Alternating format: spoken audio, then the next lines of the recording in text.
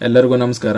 ಕರ್ನಾಟಕ ಪರೀಕ್ಷಾ ಪ್ರಾಧಿಕಾರದ ಅಡಿಯಲ್ಲಿ ಇದೇ ಆಗಸ್ಟ್ 2ರಂದು ನಡೆಯಬೇಕಿರುವಂಥ ಸಿವಿಲ್ ಪೊಲೀಸ್ ಕಾನ್ಸ್ಟೇಬಲ್ ಹುದ್ದೆಯ ನೇಮಕಾತಿಗೆ ಸಂಬಂಧಿಸಿದಂತೆ ಇದೀಗ ಕರ್ನಾಟಕ ಪರೀಕ್ಷಾ ಪ್ರಾಧಿಕಾರದ ಕಡೆಯಿಂದ ಈ ಒಂದು ನೇಮಕಾತಿ ಲಿಖಿತ ಪರೀಕ್ಷೆಗೆ ಸಂಬಂಧಿಸಿದಂತೆ ಕೆಲವೊಂದು ಬದಲಾವಣೆಗಳನ್ನು ಮಾಡಲಾಗಿರುವಂಥದ್ದು. ಈ ವಿಷಯಗಳ ಬಗ್ಗೆ ಈ ವಿಡಿಯೋದಲ್ಲಿ ಮಾಹಿತಿಯನ್ನು ತಿಳಿಸ್ಕೊಡ್ತಾ ಇದ್ದೀನಿ. ಅರ್ಜಿ ಸಲ್ಲಿಕೆ ಮಾಡಿರುವಂತಹ ಎಲ್ಲ ಅಭ್ಯರ್ಥಿಗಳು ವಿಡಿಯೋನ ಪೂರ್ತಿ ನೋಡಿ ಮಾಹಿತಿಯನ್ನು ತಿಳ್ಕೊಳ್ಳಿ. ಮೊದಲಿಗೆ ಬದಲಾವಣೆ ಆಗಿರುವಂತಹ ವಿಷಯಗಳ ಬಗ್ಗೆ ನೋಡ್ತಾ ಹೋಗೋದಾದ್ರೆ, ಈಗಾಗಲೇ ನಿಮಗೆ ಗೊತ್ತಿರೋ ಹಾಗೆ ಜುಲೈ 27ರಂದು ಈ ಒಂದು ನೇಮಕಾತಿಯ ಲಿಖಿತ ಪರೀಕ್ಷೆಗಾಗಿ ಹಾಲ್ ಟಿಕೆಟ್ ನ ಬಿಡುಗಡೆ ಮಾಡಲಾಗಿತ್ತು. ಅರ್ಜಿ ಸಲ್ಲಿಕೆ ಮಾಡಿರುವಂತಹ ಎಲ್ಲ ಅಭ್ಯರ್ಥಿಗಳು ಈಗಾಗಲೇ ನಿಮ್ಮ ಹಾಲ್ ಟಿಕೆಟ್ ನ ಡೌನ್ ಮಾಡ್ಕೊಂಡಿರ್ತೀರಾ. ಹಾಲ್ ಟಿಕೆಟ್ ನಲ್ಲಿ ಏನೆಲ್ಲ ಬದಲಾವಣೆ ಮಾಡಿದ್ದಾರೆ ಅಂದ್ರೆ, HK ಮತ್ತು ನಾನ್ HK ವೃಂದದಲ್ಲಿ ಖಾಲಿರುವಂತಹ 2 ವೃಂದಗಳಿಗೆ ಅರ್ಜಿ ಸಲ್ಲಿಕೆ ಮಾಡಿರುವಂತಹ ಅಭ್ಯರ್ಥಿಗಳಿಗೆ ಸಪರೇಟ್ ಆಗಿ ಬೇರೆ ಬೇರೆ ಎಕ್ಸಾಮ್ ಸೆಂಟರ್ ನೀಡಲಾಗಿತ್ತು. ಈಗಾಗಲೇ ನಿಮಗೆ ಹಾಲ್ ಟಿಕೆಟ್ ನೋಡಿದ ಮೇಲೆ ಗೊತ್ತಾಗಿರ್ಬೋದು ಅಂತ ತಿಳ್ಕೊಳ್ತೀನಿ. ಈ ಒಂದು ವಿಷಯಕ್ಕೆ ಸಂಬಂಧಿಸಿದಂತೆ ಅಭ್ಯರ್ಥಿಗಳಿಗೆ ಇರುವಂತಹ ಗೊಂದಲ ಏನಂದ್ರೆ, ನಾನ್ HK ವೃಂದದ ಸ್ಪರ್ಧಾತ್ಮಕ ಪರೀಕ್ಷೆಯು ಬೆಳಿಗ್ಗೆ 10:30ರಿಂದ 12 ಗಂಟೆವರೆಗೆ ನಿಗದಿ ಮಾಡಲಾಗಿತ್ತು. ಇದು ನಿಮಗೆ ಈಗಾಗಲೇ ಗೊತ್ತಿರಬಹುದು.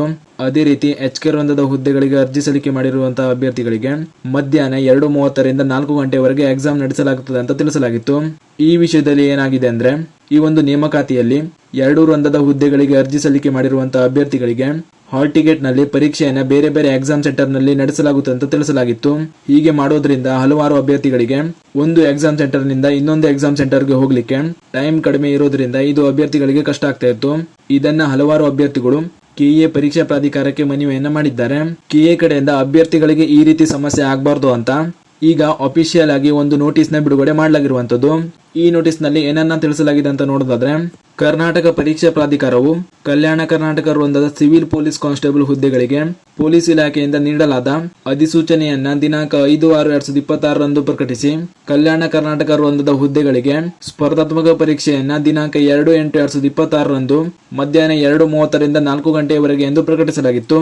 ಆದರೆ ಕೆಲವು ಅಭ್ಯರ್ಥಿಗಳು ಮಧ್ಯಾಹ್ನದ ಪರೀಕ್ಷಾ ಕೇಂದ್ರಗಳು ಬೆಳಿಗ್ಗೆಯ ಪರೀಕ್ಷಾ ಕೇಂದ್ರದಿಂದ ದೂರವಿರುವುದರಿಂದ ಪರೀಕ್ಷೆ ಮುಗಿಸಿ ಮಧ್ಯಾಹ್ನದ ಪರೀಕ್ಷಾ ಕೇಂದ್ರಕ್ಕೆ ತೆರಳುವುದು ಕಷ್ಟವಾಗುತ್ತದೆ ಎಂದು ಪ್ರಾಧಿಕಾರಕ್ಕೆ ಮನವಿಯನ್ನು ಸಲ್ಲಿಸಿರುತ್ತಾರೆ.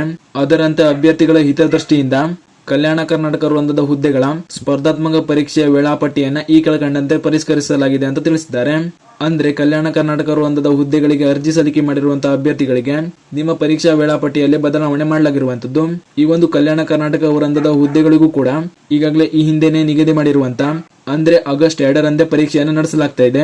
ಆದರೆ ಈಗ ಕೇವಲ ಈ ಒಂದು ವೃಂದದ ಸ್ಪರ್ಧಾತ್ಮಕ ಪರೀಕ್ಷೆಯ ಸಮಯದಲ್ಲಿ ಬದಲಾವಣೆ ಮಾಡಲಾಗಿದೆ. ನೀವು ಸ್ಕ್ರೀನ್ ಮೇಲೆ ಕಾಣ್ತಾ ಇರೋ ಹಾಗೆ ಈಗಾಗಲೇ ನಿಮಗೆ ಈ ಹಿಂದೆ ಈ ಒಂದು ಕಲ್ಯಾಣ ಕರ್ನಾಟಕ ವೃಂದಕ್ಕೆ ಅರ್ಜಿ ಸಲ್ಲಿಕೆ ಮಾಡಿರುವಂತಹ ಅಭ್ಯರ್ಥಿಗಳಿಗೆ ಆಗಸ್ಟ್ 2ರಂದು ಮಧ್ಯಾಹ್ನ 2:30ರಿಂದ 4 ಗಂಟೆಯವರೆಗೆ ಪರೀಕ್ಷೆಯನ್ನು ನಡೆಸಲಾಗುತ್ತದೆ ಅಂತ ತಿಳಿಸಲಾಗಿತ್ತು. ಆದರೆ ಇದೀಗ ಆಗಸ್ಟ್ 2ರಂದು ಸಂಜೆ 4 ಗಂಟೆಯಿಂದ 5:30ರವರೆಗೆ ಪರೀಕ್ಷೆಯನ್ನು ನಡೆಸಲಾಗುತ್ತದೆ ಅಂತ ತಿಳಿಸಲಾಗಿದೆ. ಹೀಗೆ ಪರೀಕ್ಷಾ ವೇಳಾಪಟ್ಟಿಯಲ್ಲಿ ಸಮಯದಲ್ಲಿ ಬದಲಾವಣೆ ಮಾಡಲಾಗಿರುವಂತದ್ದು. ಇದು ಎಲ್ಲಾ ಅಭ್ಯರ್ಥಿಗಳಿಗೆ ಗೊತ್ತಿರಲಿ ಮತ್ತು ಈ ಮಾಹಿತಿಯನ್ನು ನಿಮ್ಮ ಸ್ನೇಹಿತರು ಶೇರ್ ಮಾಡಿ ಅವರು ಕೂಡ ತಿಳಿಸಿ. ಈ ರೀತಿ ಮಾಡಿರೋದ್ರಿಂದ ಈ ಒಂದು ನೇಮಕಾತಿಯಲ್ಲಿ 2 ವೃಂದದಲ್ಲಿ ಅರ್ಜಿ ಸಲ್ಲಿಕೆ ಮಾಡಿರುವಂತಹ ಅಭ್ಯರ್ಥಿಗಳಿಗೆ ಒಳ್ಳೆದಾಗ್ತಾ ಇದೆ.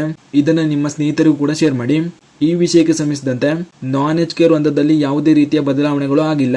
ನಿಮಗೆ ನಿಗದಿಪಡಿಸಿರುವಂತೆ ಆಗಸ್ಟ್ 2ರಂದು ಬೆಳಿಗ್ಗೆ 10:30ರಿಂದ 12 ಗಂಟೆವರೆಗೆ ಈ ಒಂದು ನಾನ್ HK ವೃಂದದ ಹುದ್ದೆಗಳಿಗೆ ಪರೀಕ್ಷೆ ನಡೆಸಲಾಗ್ತಾ ಇದೆ.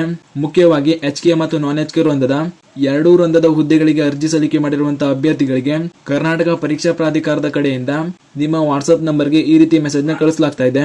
2 ವೃಂದದ ಹುದ್ದೆಗಳಿಗೆ ಅರ್ಜಿ ಸಲ್ಲಿಕೆ ಮಾಡಿರುವಂತಹ ಅಭ್ಯರ್ಥಿಗಳು ನಿಮ್ಮ ವಾಟ್ಸ್ಆಪ್ ನ ಒಮ್ಮೆ ಓಪನ್ ಮಾಡಿ ನೋಡ್ಕೊಳ್ಳಿ. ವಾಟ್ಸ್ಆಪ್ ಮೆಸೇಜ್ ನಲ್ಲಿ ಏನನ್ನ ತಿಳಿಸಲಾಗಿದೆ ಅಂತ ನೋಡೋದಾದ್ರೆ, ಆತ್ಮೀಯ ಅಭ್ಯರ್ಥಿಗಳ ಪರೀಕ್ಷಾ ಕೇಂದ್ರದ ವಿವರಗಳಲ್ಲಿ ಬದಲಾವಣೆ ಮಾಡಿರುವುದರಿಂದ ದಯವಿಟ್ಟು ಪ್ರವೇಶ ಪತ್ರವನ್ನ ಮತ್ತೊಮ್ಮೆ ಡೌನ್ಲೋಡ್ ಮಾಡಿಕೊಳ್ಳಿ. ಪರೀಕ್ಷಾ ಕೇಂದ್ರಕ್ಕೆ ತಪ್ಪದೆ ಇತ್ತೀಚಿನ ನವೀಕರಿಸಿದ ಪ್ರವೇಶ ಪತ್ರವನ್ನ ತೆಗೆದುಕೊಂಡು ಹೋಗಿ ಅಂತ ತಿಳಿಸಿದ್ದಾರೆ. ಆದ್ದರಿಂದ 2 ವೃಂದದ ಹುದ್ದೆಗಳಿಗೆ ಅರ್ಜಿ ಸಲ್ಲಿಕೆ ಮಾಡಿರುವಂತಹ ಅಭ್ಯರ್ಥಿಗಳು ಇನ್ನೊಮ್ಮೆ KA ವೆಬ್ಸೈಟ್ಗೆ ಹೋಗಿ ಹಾಲ್ ಟಿಕೆಟ್ ಡೌನ್ಲೋಡ್ ನ ಕಡ್ಡಾಯವಾಗಿ ಎಲ್ಲಾ ಅಭ್ಯರ್ಥಿಗಳು ಇನ್ನೊಮ್ಮೆ ಮಾಡ್ಕೊಳ್ಳಿ. ಅದೇ ರೀತಿ ನಾನ್ HK ವೃಂದದ ಹುದ್ದೆಗಳಿಗೆ ಅರ್ಜಿ ಸಲ್ಲಿಕೆ ಮಾಡಿರುವಂತಹ ಅಭ್ಯರ್ಥಿಗಳು ಕೂಡ ನಿಮ್ಮ ಹಾಲ್ ಟಿಕೆಟ್ ನಲ್ಲಿ ಬದಲಾವಣೆಗಳು ಆಗದೇ ಇದ್ರೂ ಕೂಡ ಇನ್ನೊಮ್ಮೆ ಹಾಲ್ ಟಿಕೆಟ್ ಡೌನ್ ಮಾಡ್ಕೊಳ್ಳಿ. ಇದಿಷ್ಟು ಈ KA ಕಡೆಯಿಂದ ಇದೀಗ ಬಂದಿರುವಂತಹ ಪ್ರಮುಖ ಮಾಹಿತಿಗಳಾಗಿತ್ತು.